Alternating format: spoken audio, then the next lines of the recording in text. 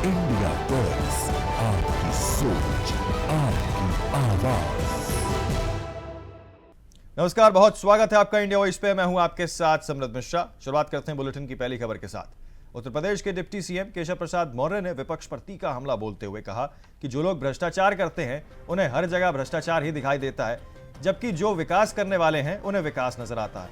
उन्होंने कांग्रेस के मनरेगा बचाओ अभियान की निरर्थक बताते हुए कहा कि ये अभियान किसी काम का नहीं है। मौर्य ने आरोप लगाया कि करीब 12 लाख करोड़ रुपए खर्च होने के बावजूद गांवों की सूरत बिल्कुल नहीं बदली है। डिप्टी सीएम ने कहा कि जो जीराम जी के माध्यम से गांवों के बेहतर और स्थायी विकास किया जाएगा।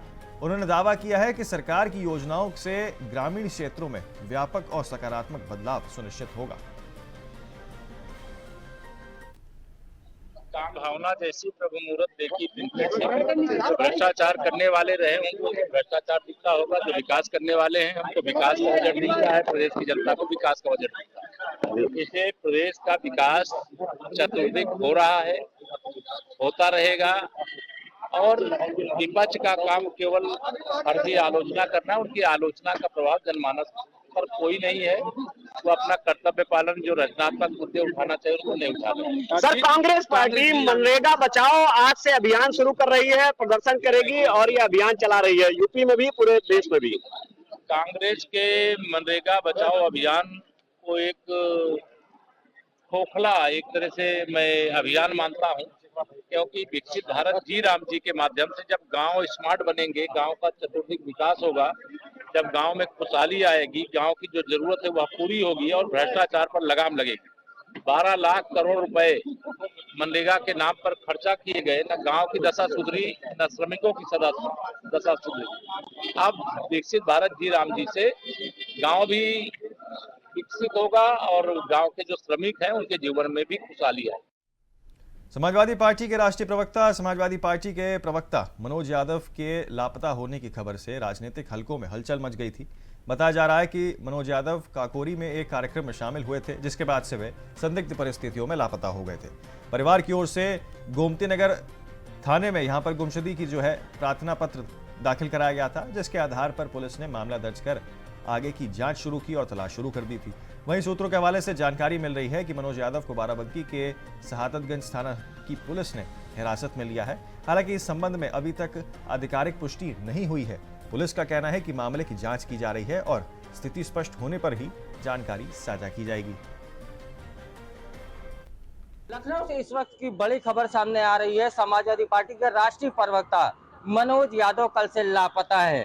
बताया जा रहा है कि काकोरी वो एक कार्यक्रम में गए थे, कार्यक्रम से वापस वो जब निकले तो उसके बाद में वो अपने आवास नहीं पहुंचे, जिसके बाद परिवार वालों ने गुमशुदगी दर्ज कराई। देखिए, आपको बता दें, जब गोमती नगर विस्तार इंस्पेक्टर से जब बात की गई तो उन्होंने बताया गुमशुदगी दर्ज कर ली गई। लेकिन सूत्रों से ये भी जानकारी मिल रही है कि मनोज यादव को बाराबंकी पुलिस वो लेके गई है। हालांकि बाराबंकी इंस्पेक्टर जो है शहादतगंज इंस्पेक्टर, उनको लगातार फोन करके संपर्क किया जा रहा है कि कुछ जानकारी मिल जाए। देखिए, हमने इंस्पेक्टर को फोन भी किया है, लेकिन बाराबंकी इंस्पेक्टर जो शहादतगंज के हैं उनका फोन नहीं उठ रहा है। तमाम बार कॉलें की गई हैं, लेकिन अभी तक उनका फोन नहीं उठा। पूरे मामले को लेकर किस तरह की कार्रवाई पुलिस कर रही है, ये बड़ा सवाल बनता है, क्योंकि परिवार वाले परेशान हैं, क्योंकि मनोज यादव कल से अपने घर से लापता है, जिसके बाद में परिवार वाले बड़े परेशान हैं। हालांकि पुलिस ये भी बता रही है, कुछ लोगों से जानकारी मिली है सूत्रों से, कि उनका पूर्व का एक मुकदमा है, जिसको लेके बाराबंकी के शहादतगंज की पुलिस वो उनको लेके गई है। हालांकि सारी चीजें सामने निकल के नहीं आएंगी जब तक कि परिवार काफी परेशान है। अब देखने वाली बात ये होगी कि मनोज यादव को किस मुकदमे में, किस धारा के अंतर्गत गिरफ्तार किया गया, ये देखने वाली बात होगी। कैमरामैन हर्षित के साथ मैं राशिद आरिफ, इंडिया वॉइस, लखनऊ। आगे बढ़ते हैं अगली खबर की ओर। आपको बता दें कि लखनऊ के थारा बंथरा क्षेत्र में देर रात एक कार अनियंत्रित होकर दुर्घटनाग्रस्त हो गई है। हादसे में 4 लोग घायल हो गए हैं, जबकि एक बच्चे की मौके पर ही मौत हो गई है। सूचना मिलते ही पुलिस टीम वो तुरंत घटनास्थल पर पहुंची और घायलों को इलाज के लिए अस्पताल भेजा है। मामले की तत्काल संज्ञान लेते हुए यहां पर पुलिस ने FIR दर्ज करवा ली है। दुर्घटनाग्रस्त कार और उसके चालक को कब्जे में भी ले लिया गया है। चालक की पहचान गौरव सिंह के रूप में हुई है। पुलिस उपायुक्त दक्षिणी निपुण अग्रवाल ने बताया कि हादसे के कारणों की जांच की जा रही है। प्राथमिक जांच में वाहन के अनियंत्रित होने की बातें सामने आई हैं। जांच जारी है और आगे की कार्रवाई भी जो है फिलहाल चल रही है। थाना बंथड़ा पुलिस को यह सूचना मिली कि एक स्विफ्ट डिजायर द्वारा अनियंत्रित होकर एक्सीडेंट हो गया है, जिसमें कि लगभग 4 लोग घायल हो गए हैं और एक बच्चे की दुखद मृत्यु हो गई है। इसमें तत्काल ही पुलिस ने संज्ञान लेते हुए अभियोग पंजीकृत कर लिया है। गाड़ी और जो ड्राइवर था उसको पकड़ दिया गया है। जो चालक था उसका नाम गौरव सिंह है, जो कि वर्तमान में पुलिस हिरासत में है। जितने भी घायल हैं वो सभी ठीक हैं एवं अभी उपचाररत हैं। इसमें अग्रिम वैधानिक कार्रवाई की जा रही है। तो हमीरपुर में अधिवक्ताओं ने जाम लगाकर जोरदार प्रदर्शन यहां पर किया है। यह प्रदर्शन रामपुर बार एसोसिएशन के वरिष्ठ अधिवक्ता फारूक अहमद खान के गोली मारकर हत्या के विरोध में किया गया। घटना को लेकर अधिवक्ताओं में भारी आक्रोश देखा जा सकता है। प्रदर्शन कर रहे वकीलों ने राष्ट्रपति के नाम संबोधन ज्ञापन जिलाधिकारी हमीरपुर को सौंपा है। ज्ञापन का मैं आपको बता दें कि आरोपियों का राष्ट्रीय सुरक्षा कानून यानी कि NSA लगाने की मांग की गई है। साथ ही मृतक अधिवक्ता के परिजनों को तकरीबन 1.5 करोड़ रुपए मुआवजा देने और परिवार के एक सदस्य को सरकारी नौकरी देने की भी मांग उठाई गई है। अधिवक्ताओं ने एडवोकेट प्रोटेक्शन एक्ट को जल्द लागू करने की भी मांग यहां पर की है, ताकि भविष्य में वकीलों की सुरक्षा सुनिश्चित की जा सके।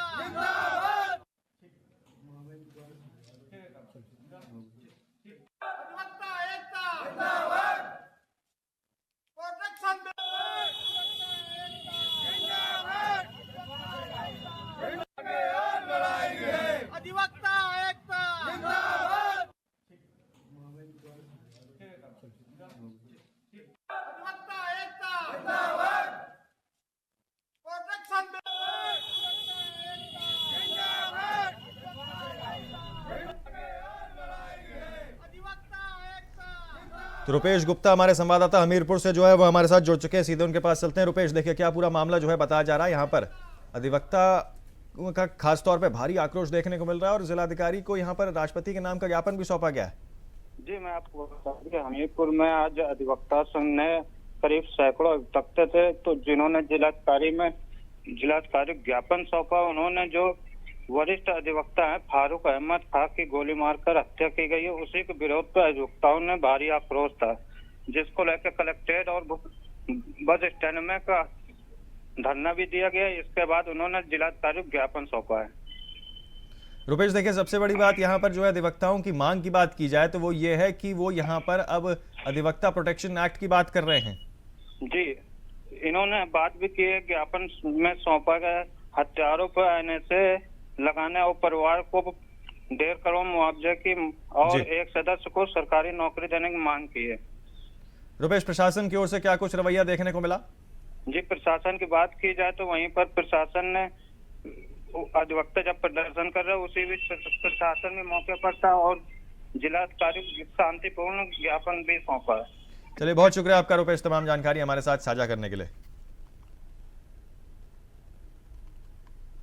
आगे बढ़ते हैं अगली खबर की ओर। आपको बता दें कि लखनऊ में ड्राइविंग लाइसेंस DL बनवाने के काम संभाल रही निजी एजेंसी फोकाम नोट पर भर्ती घोटाले के गंभीर आरोप जो है यहां पर लगे हैं। भाजपा प्रवक्ता राकेश त्रिपाठी ने पूरे मामले की जांच की मांग करते हुए मुख्यमंत्री से हस्तक्षेप करने की मांग की है। आरोप है कि फोकाम नेट ने निजी कर्मचारियों की भर्ती में पैसे की वसूली की है। दावा किया जा रहा है कि मुख्तार अंसारी के गुर्गे से जुड़ी कंपनी में नियुक्तियां जो हैं वो की जा रही हैं। कर्मचारियों से मोटी रकम लेकर नौकरी देने का आरोप लगाया जा रहा है। बताया जा रहा है कि कानपुर और आगरा जोन के 25 जिलों में करीब 125 कर्मचारियों की तैनाती की गई है, जबकि मऊ जिले में यहां दर्जनों नियुक्तियां संदिग्ध बताई जा रही हैं। आरोप है कि कर्मचारियों से पहले 13,000 रुपए जमा कराए गए, जिसके बाद वेतन देने की प्रक्रिया शुरू की गई। मैनेजर तुषार गर्ग और सुभाष गिरी पर भी जो है कर्मचारियों की सैलरी से हिस्सा लेने का आरोप लगाया गया है। साथ ही आपको बता दें कर्मचारियों पर कंप्यूटर और वेबकैम खरीदने का दबाव भी बनाया गया और इसकी भी शिकायतें जो हैं वो दी गई हैं। शिकायत करने वाले कर्मचारियों को नौकरी से निकालने जाने का भी आरोप लगा है। करीब 15 निजी कर्मचारियों ने यहां पर मुख्यमंत्री से न्याय की गुहार लगाई है। परिवहन विभाग के अधिकारियों की चुप्पी पर भी अब जो है सवाल खड़े हो रहे हैं। उल्लेखनीय है कि यहाँ पर DL प्रिंटिंग और डिलीवरी का काम 3 निजी एजेंसियों को सौंपा गया है। टीम है। जिस तरह से कांड हुआ था, जब इनके बारे में थोड़ा जानकारी की गई तो पता चला जमशेदपुर के निवासी हैं और 50+ केसेस रजिस्टर्ड हैं। और जिस तरह से घटनाक्रम हुआ, कहीं ना कहीं लगता है कि एक रिटेलिएशन के रूप में ये घटनाक्रम को अंजाम दिया गया, क्योंकि जो इनको जानने वाले यहाँ पर हैं उनका कहना है कि मोस्टली वो झारखंड ही आते आते रहते थे। यहाँ पर एक अपार्टमेंट में उन्होंने अभी नया लिया भी था बीच में रहने के लिए, तो फैमिली भी है। तो कहीं ना कहीं और नॉर्मल इनकी दिनचर्या थी और ऐसा कुछ नहीं था कि कभी उन्होंने कुछ बताया हो। तो जिस तरह से रिकॉर्ड्स निकल के आए हैं, झारखंड पुलिस से भी संपर्क कर रहे हैं, क्या संभावनाएं हो सकती है, क्या वहाँ कोई ऐसा गैंग सक्रिय हुआ जिससे इनकी कोई रंजिश हो और इस तरह का एक्शन यहाँ पर हुआ है, तो इस सब चीज़ों को हम जान। तो फिलहाल एक बहुत छोटे से ब्रेक के लिए रुक रहे हैं, आप कहना चाहें बने रहे सिर्फ इंडिया वॉइस पर। तो ब्रेक के बाद जो है फिर एक बार आप सभी का बहुत स्वागत है। आगे बढ़ते हैं बाकी खबरों की ओर। तो लखनऊ में ग्रामीण इलाके के पहाड़पुर में के पास स्थित एक ग्लूकोज फैक्ट्री का गंदा पानी ले जा रहे टैंकर और बाइक के बीच भीषण टक्कर हो गई है। हादसे में बाइक सवार की मौके पर ही मौत हो गई। बताया जा रहा है कि फैक्ट्री के टैंकर सुबह से शाम तक लगातार इलाके में दौड़ते रहते हैं। ग्रामीणों का आरोप है कि बेलगाम रफ्तार से चल रहे टैंकर की इस दुर्घटना के कारण और दर्दनाक हादसा जो है ये बन गया। घटना की सूचना मिलते ही पुलिस मौके पर पहुंच गई। बड़ी संख्या में ग्रामीण भी घटनास्थल पर एकत्रित हो गए हैं। मामला आपको बता दें कि भहिंगवा थाना क्षेत्र की पहाड़पुर चौकी का बताया जा रहा है। पुलिस ने शव को कब्जे में लेकर आवश्यक कार्रवाई यहां पर शुरू कर दी है।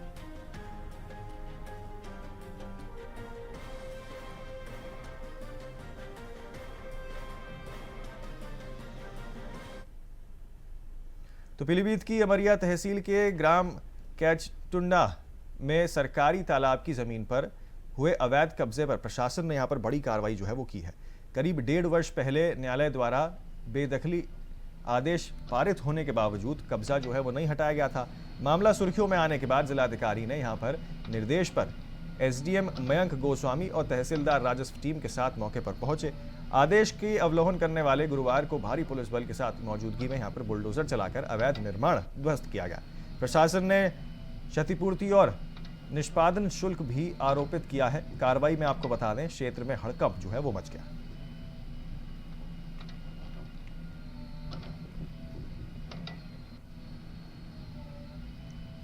तो आपको बता दें किस तरीके से अवैध कब्जे पर प्रशासन की बड़ी कार्रवाई जो है वो देखने को मिली है। पीलीभीत की आपको खबर बता रहे हैं जहां पर बुलडोजर चलाकर यह ध्वस्तीकरण का कार्य प्रशासन की ओर से किया गया है। जिलाधिकारी एसडीएम के साथ राजस्व विभाग की टीम जो है वो भी मौके पर पहुंची और इस पूरे ध्वस्तीकरण में जो है अपना सहयोग दिया है। इसी के साथ आपको बता दें कि तस्वीरों के माध्यम से हम आपको लगातार दिखा रहे हैं किस तरीके से यहाँ पर जो है बुलडोजर की कार्रवाई की गई है। अमित पाल हमारे संवाददाता पीलीभीत से जो है वो फोन लाइन पे हमारे साथ जुड़ चुके हैं, सीधे उनके पास चलते हैं। अमित, देखिए यहाँ पे जो है एक बड़ी प्रशासनिक कार्रवाई जो है वो दिखते हुए नजर आ रही है, जहां नोटिस देने के बाद अब जो है यहाँ ध्वस्तीकरण की कार्रवाई जो है वो प्रशासन की ओर से की गई है। क्या कुछ जानकारी, क्या कुछ अपडेट फिलहाल आपके पास? जी, जैसा कि आपको बताते हैं, जो कार्रवाई की जा रही है बराबर ये मामला जो अमरिया का है, यहाँ पर कॉलोनी थी और जो नोटिस जारी करने के बाद में कार्रवाई की गई है। जी अमित, देखिए क्योंकि यहाँ पे कहा जा रहा है कि नोटिस जो है वो पहले ही काफी समय पहले दे दिया गया था, लेकिन उसके बावजूद भी जो है जो प्लॉटिंग थी उसे नहीं हटाया गया था, उसके बाद एक कार्रवाई की गई है। तो उस नोटिस में आखिरकार क्या कुछ अहम बातें लिखी गई थी या क्या कुछ प्रमुख बातें जो है उस नोटिस में थी? जैसे नोटिस की अगर बात करें तो नोटिस दे देने के बाद में लोग दंगों का कब्जा बराबर चालू रहता है।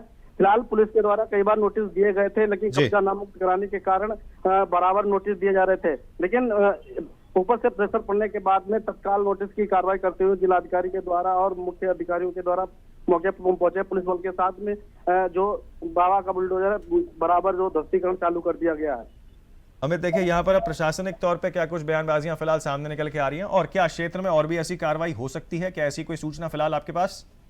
जैसे कि एक कल बिरसंडा क्षेत्र में उड़ाझार का मेला पड़ता है, वहां पे पर भी जो है कि बुलडोजर चलता हुआ नजर आ रहा है। ऐसी कई जगह है वहां पर अभी बकाया बचा हुआ है, क्योंकि अभी भी लगता है कि अवैध जो प्रॉपर्टी है और या कॉलोनियां बन रही हैं उन पे बराबर जो है कि बुलडोजर चलने की संभावना भी लग रही है। पुलिस बराबर अपना कार्य कर रही है और बराबर नोटिस भेज रही है, जो अगर कब्जा मुक्त नहीं कर रही है, कब्जा नहीं छोड़ रहे, तत्काल उन पर बड़ी कार्रवाई की जाएगी। जी चलिए, बहुत शुक्रिया आपका हमें तमाम जानकारी हमारे साथ साझा करने के लिए। आगे बढ़ते हैं अगली खबर की ओर। आपको बता दें कि पीलीभीत में एक प्रॉपर्टी डीलिंग कंपनी के पूर्व कर्मचारी का शव उसके ही ऑफिस की बाहरी दीवार पर फंदे से लटक कर मिला। 2 मंजिला कार्यालय की छत से रस्सी के सहारे शव लटका हुआ दिखाई दिया। घटना की जानकारी मिलते ही क्षेत्र में सनसनी फैल गई। परिजनों ने यहां पर कंपनी के मालिक प्रॉपर्टी डीलर पर हत्या का आरोप लगाया है। मृतक के बड़े भाई ने बताया कि उसका भाई कुछ दिन पहले ही नौकरी छोड़ चुका था। आरोप है कि सुबह करीब 4:30 बजे प्रॉपर्टी डीलर ने फोन कर उसे ऑफिस बुलाया था, जिसके बाद उसकी हत्या कर शव को फंदे से लटका दिया गया था।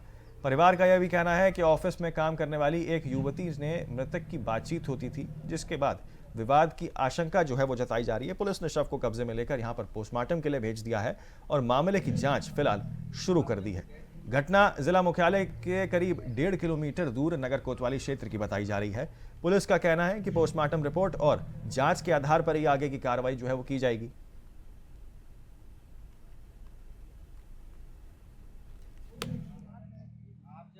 आज दिनांक 13 फरवरी 2026 को एक व्यक्ति की रस्सी के फंदे से लटक करके आत्महत्या कर लेने के संबंध में सूचना प्राप्त हुई, जिस पर पुलिस द्वारा तत्काल मौके पर पहुंचकर मृतक के शव को उतरवा करके पोस्टमार्टम के लिए भेजा गया है।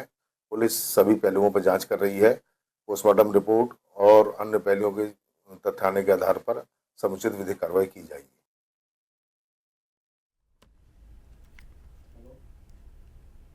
तो प्रयागराज के यमुनानगर जोन स्थित नैनी की मकौड़ा गांव में विवाद में 45 वर्षीय राजेश निषाद उर्फ नेता की हत्या कर दी गई है। बताया जा रहा है कि एक कनौजिया परिवार की बेटी की बारात आई थी। आरोप है कि कुछ बाराती राजेश के पिता की समाधि पर पेशाब कर रहे थे। विरोध करने पर विवाद बढ़ गया और बारातियों ने यहां पर सरिया से हमला कर दिया। गंभीर रूप से घायल राजेश के परिजनों ने यहां पर जो है SRN अस्पताल ले जाया गया, जहां डॉक्टर्स ने उन्हें मृत घोषित कर दिया। पुलिस ने मामले में 8 आरोपियों से यहां पर में से 7 को गिरफ्तार कर लिया है, जबकि अन्य एक की तलाश में दबिश जो है वो दी जा रही है। गांव में तनाव को देखते हुए भारी पुलिस बल तैनात किया गया है।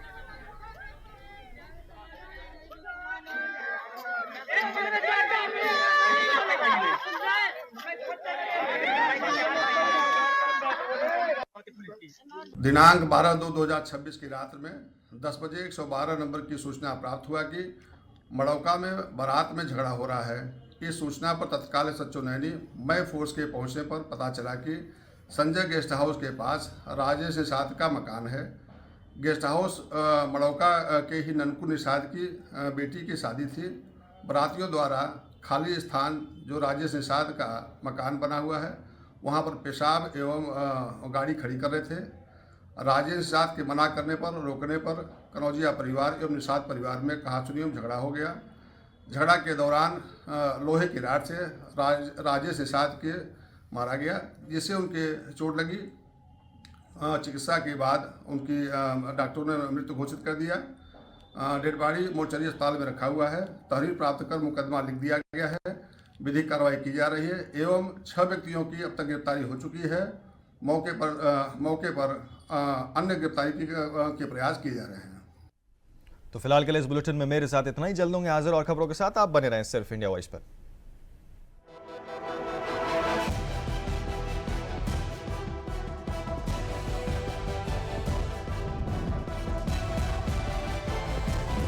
इंडिया वॉइस, आपकी सोच, आपकी आवाज।